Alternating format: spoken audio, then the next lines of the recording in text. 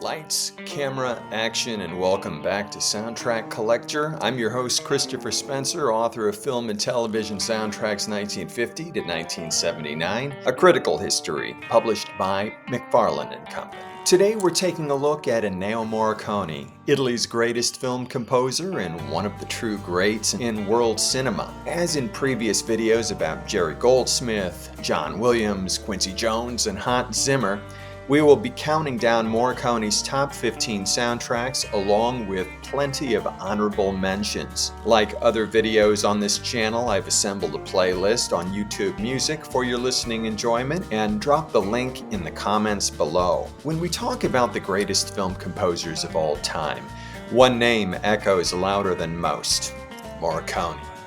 Across a staggering career that spanned more than 60 years, he composed a staggering 400 scores for film and television and more than 100 classical works, not to mention various sound library recordings and experimental improvised music. But it wasn't just his sheer output that set him apart, it was his versatility. From spaghetti westerns to thrillers, romances to war dramas, horror films to science fiction, Morricone never repeated himself. He constantly reinvented what film music should sound like. In the 1960s alone, he reshaped the language of cinema with sounds no one had heard before, using electric guitars, whistles, gunshots, animal calls, human voices, even detuned pianos. His collaborations with directors like Sergio Leone and Dario Argento were legendary, not just for scoring films, but shaping them from the ground up. He often wrote music before a single frame was shot, and that music would be played on set to guide the director, the rhythm, and the performances. And then there were the melodies, aching, unforgettable themes like Gabriel's Oboe, Deborah's theme, Ecstasy of Gold. Morricone's music didn't just underscore emotion, it was the emotion.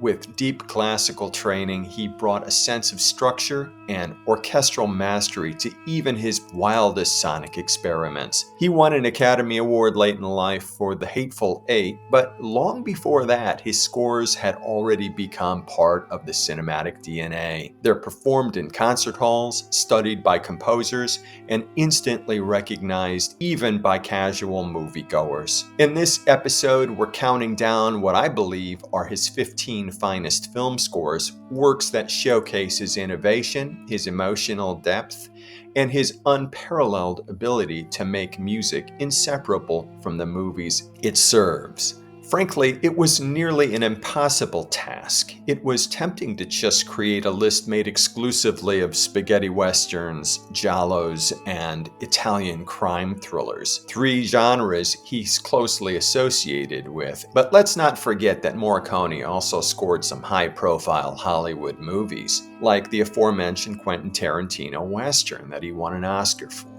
Suffice it to say, I've leaned heavily on his Italian scores, but included some standout Hollywood movies as well. So let's dive in, starting at 15 and working our way through some of the most iconic, haunting, and thrilling sounds ever put to film. At number 15, The Hateful Eight, a chilling, claustrophobic score that proves Morricone didn't mellow with age. At 87, he delivered a work of brooding minimalism and raw tension, swapping the twangy bravado of his earlier westerns for icy strings, deep brass, unnerving percussion. It's a slow burn soundtrack, one that pulses with dread, feeding the film's paranoia like a rising storm. You won't find triumphant hero themes here, just bleak landscapes and uneasy silences. There are cues that are as much about atmosphere as melody, while bits of his The Thing score reappear, linking Tarantino's snowy bloodbath to Carpenter's Arctic isolation. The Academy finally gave Morricone his long overdue Oscar for this one, and rightly so. The Hateful Eight isn't just a comeback, it's a reinvention from a master still pushing boundaries. At number 14, I have the aforementioned The Thing, Morricone's most chilling descent into minimalism and existential terror. The score's heartbeat motif, a low, pulsing synth that loops like a countdown to annihilation, is a masterstroke of sonic tension. It's simple, but it crawls under your skin. Morricone, channeling John Carpenter's aesthetic, blends analog synths with bleak orchestral textures, icy strings, muted brass, spare piano. The result? A soundscape that's not just cold, it's inhuman. Composed largely without a final cut of the film, the music feels detached, observing the horror like a lifeless alien intelligence. Initially overlooked, the score has since gained cult status, especially after parts were reused in The Hateful Eight. Today, The Thing is celebrated not just as a horror classic, but as one of Morricone's most daring experiments, a lesson in how less can be far, far more terrifying. At number 13, I have Investigation of a Citizen Above Suspicion, an Italian crime thriller. Morricone at his most deliciously unhinged. The main theme is a warped carnival-esque march that spirals through the film like a musical nervous breakdown. Plinking Jew's harp, detuned piano, wobbly strings, and surreal boing-boings all colliding in an ironic dance of madness. It's part circus, part Kafka, and entirely brilliant. Morricone uses music not just to underscore the inspector's descent into delusion, but to mock it, turning institutional power into a farce with every jarring flourish. The first 10 minutes of the film are dialogue-free, driven entirely by the score, which speaks volumes without saying a word. Critics often rank this among Morricone's most original works, and for good reason. It's catchy, uncomfortable, and completely unforgettable. Proof that film music can laugh, sneer, and unravel the mind all at once. At number 12, I have Days of Heaven, a score of hushed beauty and quiet devastation. Morricone trades his trademark bombast for delicate pastoral themes that drift like wheat in a Texas field. Built around the main theme, Harvest, the music echoes Camille Saint-Saëns' Aquarium, creating a dreamy, elegiac tone that lingers throughout. With minimal dialogue and vast painterly landscapes, Terrence Malick lets Morricone's music do much of the emotional heavy lifting. Flute, piano, and soft strings gently guide us through a story of fleeting joy and inevitable loss. It's music that aches without ever shouting. Morricone called the collaboration demanding, but the result is one of his most graceful works, subtle, restrained, and heartbreakingly human. It earned him his first Oscar nomination and over time has come to be seen as one of his most refined achievements. This isn't just a score, it's a meditation. At number 11, I have The Big Gun Down, a spaghetti western score so bold, so bursting with style, it almost plays like Morricone's victory lap. The main theme, Run Man Run, is a galloping anthem driven by Christie's powerful vocals. But Morricone doesn't stop there. He riffs on it throughout the film in wildly inventive ways. There's operatic grandeur, Mexican folk textures, bursts of percussive chaos, and even a mashup of Beethoven's Fur-Elise with spaghetti drums and guitar. It's Morricone at his most playful and audacious, and yet, amid the spectacle, there's real emotional range, from suspense to melancholy to full-throttle action. The score often drives the film's rhythm, especially during the cane field chase and climactic showdown. Quentin Tarantino later revived some of these tracks, and avant-garde artists like John Zorn have paid tribute. This isn't just a Western score, it's a full-blown sonic adventure, and one of Morricone's most underrated masterpieces. Now, coming in at number 10 is The Battle of Algiers, a score that trades sweeping melody for raw immediacy, fusing militaristic force with haunting humanity. Morricone crafts a sonic dual narrative, pounding drums and cold brass for the French colonial forces, fragile flutes and indigenous percussion for the Algerian resistance. This isn't background music, it's psychological warfare. The Temi de Ali cue, a simple, aching, four-note flute motif becomes the soul of the resistance, while martial rhythms echo the machinery of oppression. What makes this score so powerful is its realism. Morricone weaves in ambient sounds like gunfire and ululation, blurring the line between sound design and music. It's urgent, political, and deeply human. Far from romanticizing revolution, the score amplifies its cost, and though it's not as instantly recognizable as his Western work, The Battle of Algiers remains one of Morricone's most profound and influential compositions, a masterclass in restraint and emotional clarity. At number 9, I have The Bird with the Crystal Plumage, one of 3 scores that Morricone did for Dario Argento. Morricone's chilling entry into the world of giallo cinema, which I've covered in more depth in a previous video, I encourage you to check it out, is a sonic descent into beauty and madness. The main theme is deceptively delicate. Etta Del Orso's lullaby-like vocals float over chimes and soft guitar, lulling you into calm just before the score plunges into dissonant murder jazz, skittering drums, gasping voices, and atonal piano that feel like a panic attack in slow motion. Morricone doesn't just score the violence, he scores the psychology of it, shifting between innocence and horror in the blink of an eye. It's seductive and surreal and uncomfortably intimate. This score set the tone for the entire giallo genre, influencing Argento's later work in generations of thriller composers.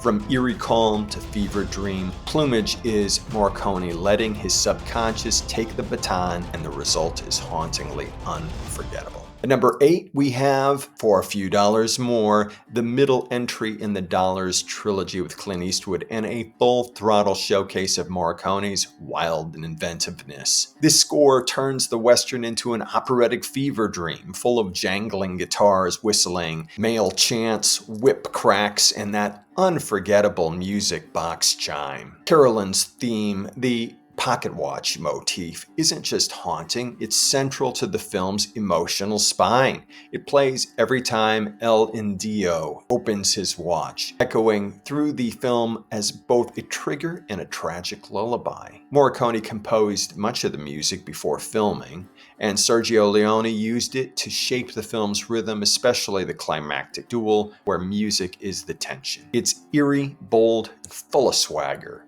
showing just how far Morricone could stretch the sonic vocabulary of the genre. With this score, he didn't just decorate the Western, he redefined its voice. At number 7, I have The Untouchables, Morricone's explosive fusion of orchestral gravitas, jazzy menace, and pulse-pounding tension. Right from the first cue, with its growling bass, staccato piano, and sinister harmonica, you know this isn't your grandfather's gangster movie score. The main theme thunders with brass fanfare and righteous strings, embodying Elliot Ness's moral resolve, while smoky saxophones and brooding rhythms capture the swagger and cruelty of Al Capone's empire. Morricone composed 5 distinct themes for this film, shifting seamlessly between triumph, sorrows, and suspense, often within the same cue. His music powers the iconic train station shootout and lends quiet heartbreak to moments of loss. It's a bold, modern take on the crime genre that earned him a BAFTA, a Grammy, and an Oscar nomination. With its punchy style and emotional sweep, The